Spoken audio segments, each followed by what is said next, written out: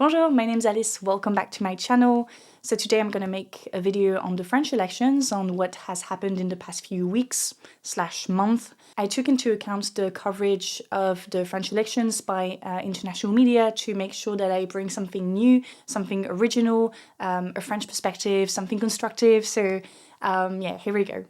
Tout de suite apparaît un grand vainqueur, le Rassemblement national emmené. Je dissous donc ce soir l'Assemblée nationale. Écoutez, on a un taré à la tête de l'État, là. Il faut un cap clair. On ne va pas refaire la NUPES, là. Nous allons maintenant vous présenter le résultat d'un énorme travail collectif qui a été réalisé ces derniers jours, ces dernières nuits. Part 1. What the fuck is going on? So it all started with the European elections results on the night of June 9th. The National Rally, the far-right party, won 31% of the vote, followed by Macron's party and then the Social Democrats and the radical left. A few hours after the results were announced, Macron decided to dissolve the parliament and organize the new elections on the 30th of June and the 7th of July. That means that he gave 3 weeks for each group to select their candidates and organize the campaign.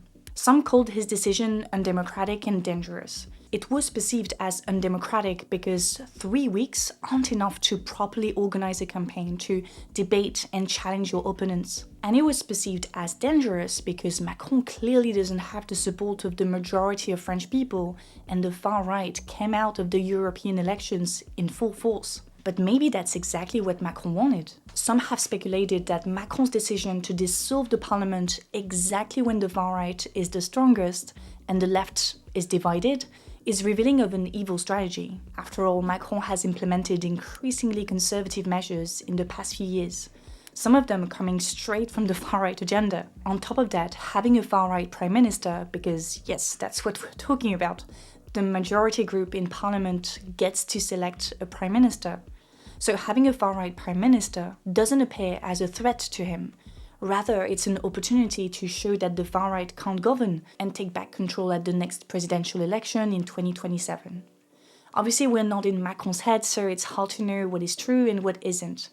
However, we know that the left has become increasingly divided in the past few months, and more specifically during the European elections. The Social Democrat candidate, Raphael Glucksmann, has tried to appear as a moderate alternative to the radical left party, La France Insoumise, France Unbowed, led by Jean-Luc Mélenchon. Since October last year, the support of France Unbowed for Palestinians has turned them into pariahs in the media, which made other progressive parties like the Social Democrats, the Greens, or the Communists reluctant to associate themselves with them. That's why when Macron announced the dissolution, no commentator on news shows expected that the left could unite. Until... Il nous faut une gauche unie. Il faut arrêter les conneries. C'est le seul moyen d'aujourd'hui faire front au Rassemblement national. So this is Ruffin. He's perceived as less controversial than Mélenchon, but belonged to the same movement, France Unbowed. Ruffin cultivated the image of a unionizer, doing grassroots work and remaining relatable. In the last couple of years, he's been pushed as the potential future left-wing candidate for the presidential elections in 2027, and a lot of people on the left support him, including the moderate left, which is not the case for Mélenchon. So it was natural that if a left-wing coalition was to be created, it would emerge around him. Despite all odds, left-wing parties gathered and created a union, the New Popular Front. They agreed on a set of measures and a list of candidates in less than a week. 2 weeks after the dissolution, the New Popular Front polled very close to the National Rally, thanks to an unprecedented mobilization of the people, students, workers, influencers. The name of the movement, the New Popular Front, was meant to bring back the history of the Popular Front in 1936, led by socialist Léon Blum, who appeared here and there on protest signs in Paris. In 1936, French far-right leagues tried to cause chaos and organize a coup. Fascism was on the rise across Europe, especially in Italy and Germany. In response to that, left-wing groups united under the Popular Front banner. The parallels between the situation in the mid-1930s and today are striking. The rise of fascism in Europe, the rise of wealth inequalities, poor public services, and the appropriation of mainstream media by a small elite. That's why the name Popular Front was so relevant and so mobilizing. It historicized and gave weight to what's been happening on the left since the European elections. But there is one crucial difference between 1936 and today. This time the far right was on its way to power not through a coup, but through a democratic election. The campaigns happened in a very tense political climate. Campaigners regularly got attacked or insulted during their mobilizations. Hate speech is unleashed. Arab and black influencers and journalists have received threats. POC and gay people in general are attacked all over France, and the new official CNCDH report on racism and tolerance in France is very worrying. So the results after the first round of the elections confirmed what people already knew. The far right was on its way to win the majority. But instead of backing down and letting things happen, left-wing politicians, activists and supporters worked even harder to get those seats. On Sunday the 7th of July, 1 week after the first round, this graph appeared on our screens.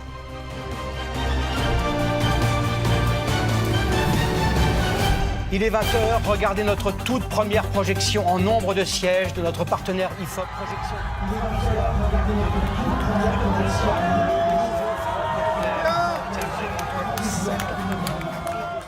Against all odds, the left did it.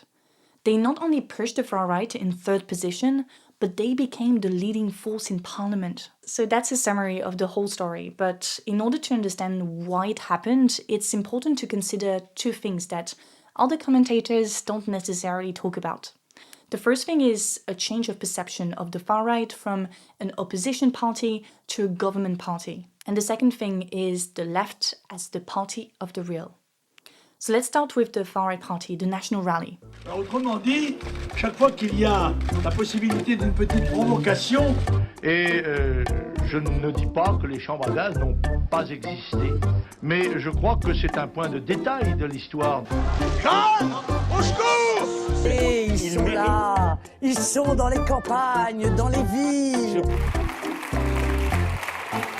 Moi, je crois dans la puissance agricole française.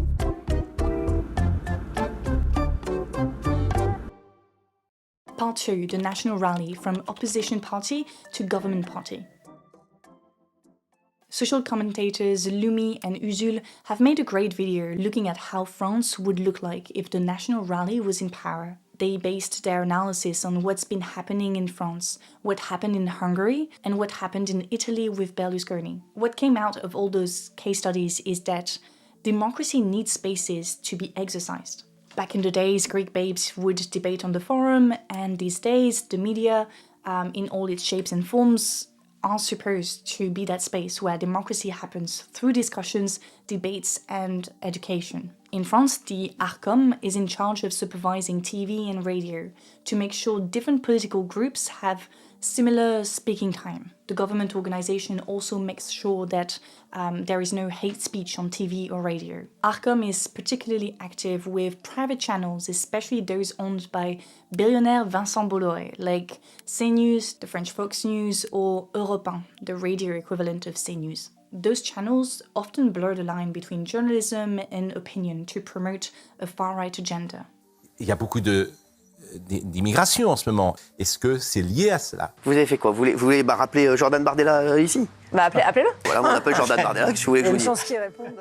Public services like France TV, France Radio are also scrutinized by ARCOM and are expected to provide a wide range of political and cultural content, which is something private channels don't necessarily do because they depend on advertisers, so they only invest in catchy, sensational programs. The creation and preservation of public services like public TV and radio are directly inspired by the ideals of the Enlightenment, meaning the promotion of knowledge, even things that look and sound very boring, the promotion of education, the promotion of humanism, to put it simply, the promotion of democracy.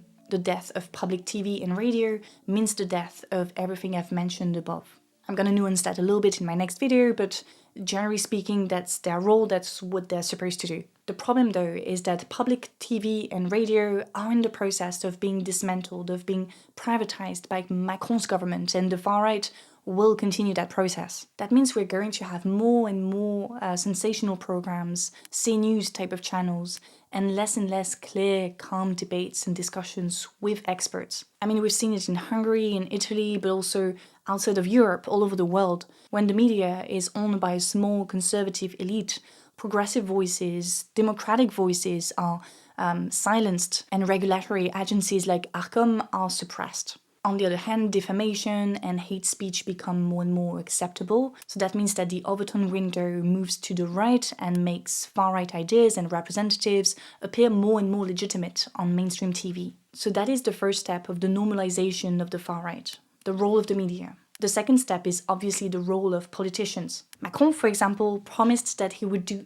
everything he can to stop the rise of the far-right.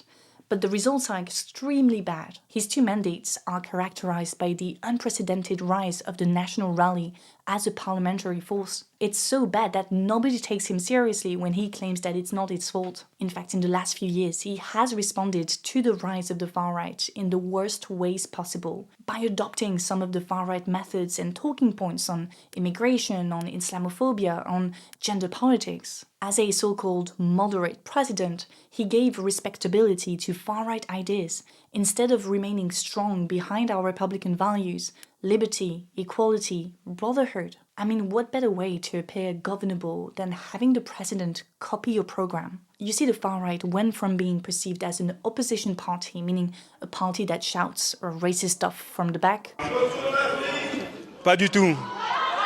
without a coherent program, De toute façon, l'argent, on va en trouver, par exemple, en baissant l'immigration. to a government party, meaning a party that is capable of governing the country. L'action de mon gouvernement se déroulera en 2 temps. Le premier sera celui de la gestion des urgences. Le deuxième temps sera celui du traitement des réformes. Now, keep in mind that I said being perceived.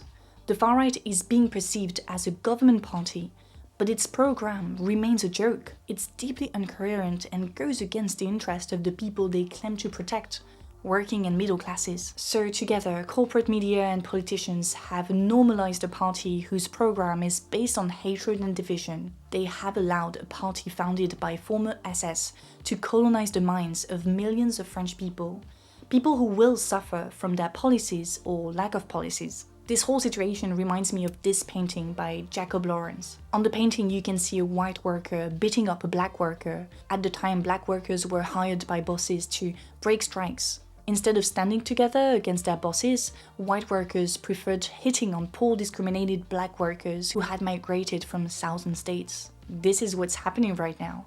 After decades of neoliberalism, after almost a decade of Macron's disdain for working people and democracy, people are extremely angry. They have received all the hatred and class contempt emanating from Macron's policies, and instead of redirecting that hatred towards those in power, those who made insane profits while they were getting poor, people choose to hit those below them, those they still have power over. When I was canvassing a couple of weeks ago, I met some far-right voters, and one of them told me that he was extremely fed up with Macron and wanted a big shock. He felt that only the far-right could do that, and when I told him that they vote pretty much like Macron on economic policies, so that there won't be any big shock, he didn't really know what to say, but held his ground. This is an extremely common phenomenon, and not just in France. The far-right vote is justified by a hatred for neoliberal elites like Macron and a desire for change. But when we explain that the real political alternative isn't the far-right, people hold their ground. In fact, it seems that people don't really care about what the far-right will or will not do. It doesn't matter if they change all their programs, if they remove all the social measures, people seem to continue to support them. It shows that people don't believe in politics anymore. They can't even believe or imagine a positive, humanist future. It seems unrealistic to them. They've been hurt by decades of neoliberalism, so they see politics as something inherently violent. Macron gave them permission to unleash their racism, sexism, homophobia, climate skepticism, to hurt in return. They used the National Rally as a medium to transfer that hatred onto the most vulnerable. L'intégralité des hommes politiques était malhonnête. C'est vous et c'est vous. Parce que, mais oui, bien sûr, votre parti. La République, c'est moi.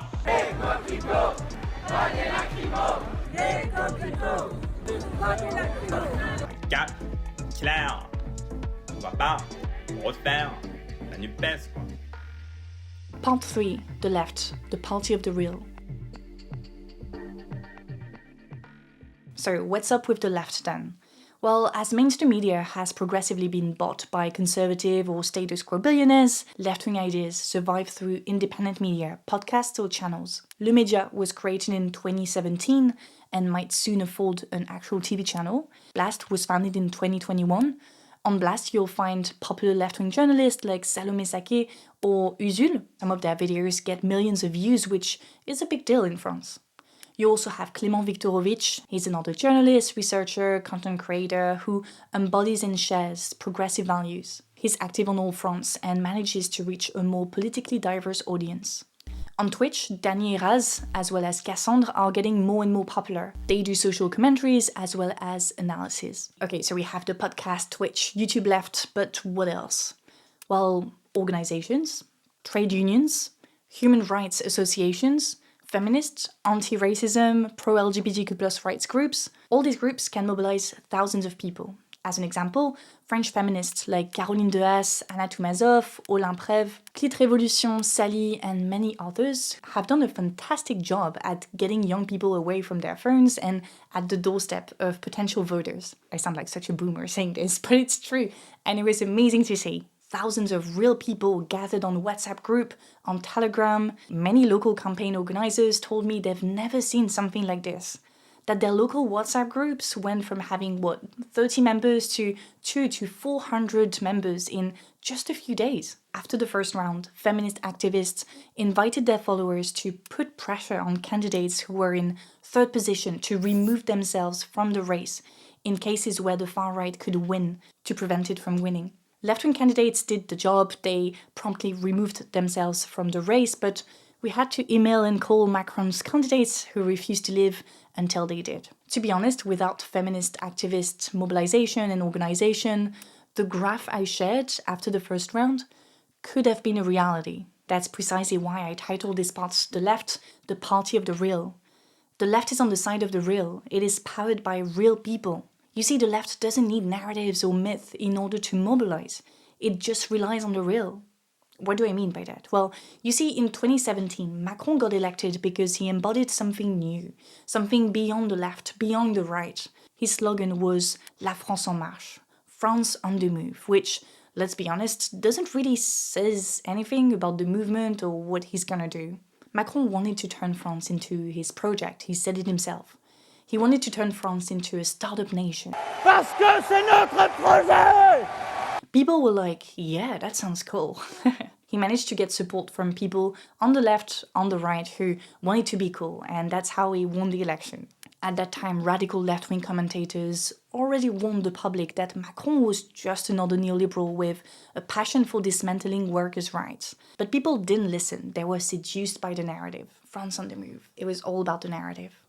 The far-right also heavily relies on narratives. Myth would be a better term. For example, we have the Great Replacement theory, we have the glorification and reinterpretation of our history's darkest times, we have the sacralization of the dictator Napoleon, we have the belief that French Judeo-Christian culture is superior to other cultures, the belief in a hierarchy of races, and to quote the founder of the National Front, which came before the National Rally, Jean-Marie Le Pen, the belief that gas chambers of the Holocaust were a, quote, detail of history. The National Rally does not rely on the real to forge its identity or its program.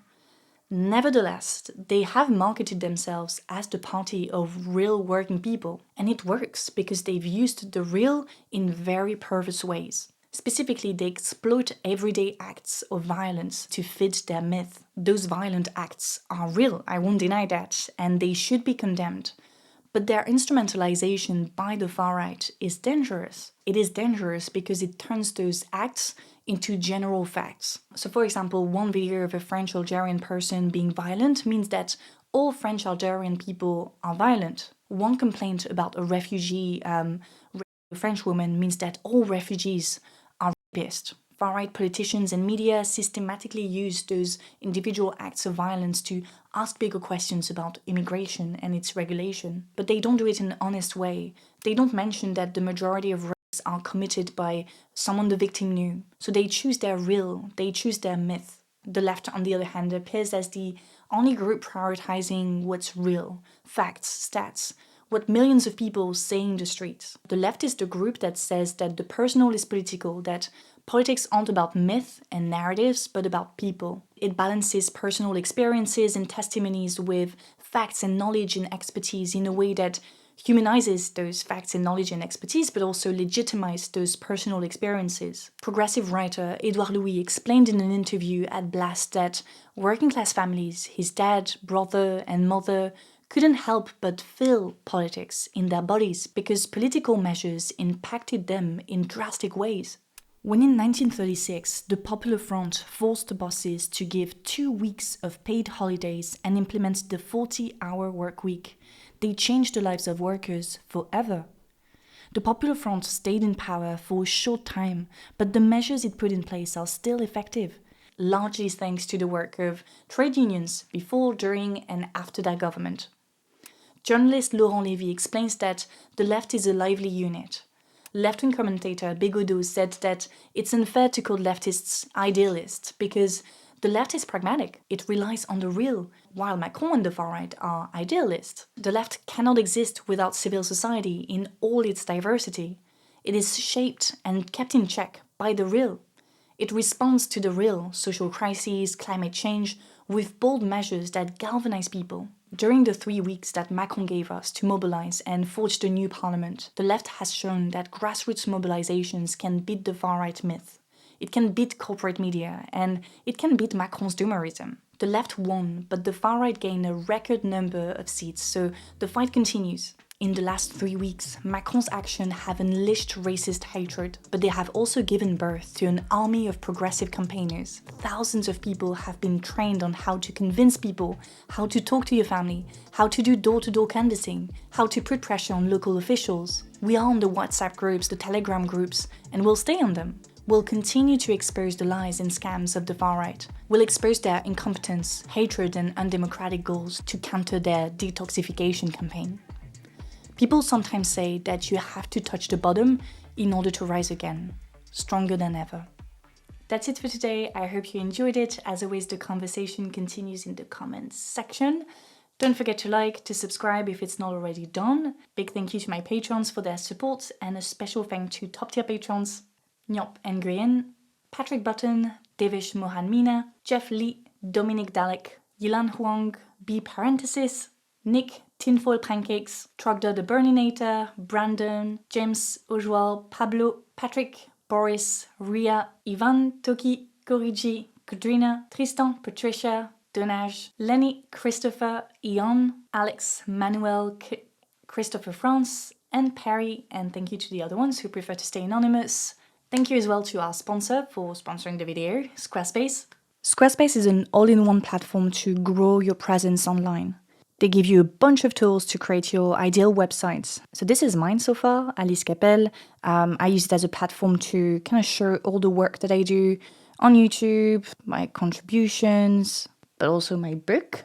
I also added all my social media accounts. You also have analytical tools. You can run effective email campaigns. On their website, you can also get advice from professionals on how to build your website, etc. So many things you can do. So if you're interested in it, if you want to try it out, then go to squarespace.com to get a free trial. And once you're ready to go public, then you can go to squarespace.com/AliceCapelle to get 10% off your first purchase of a website or domain. Thank you, Squarespace, for sponsoring the video. And yeah, that's it. I'll see you very soon. Salut!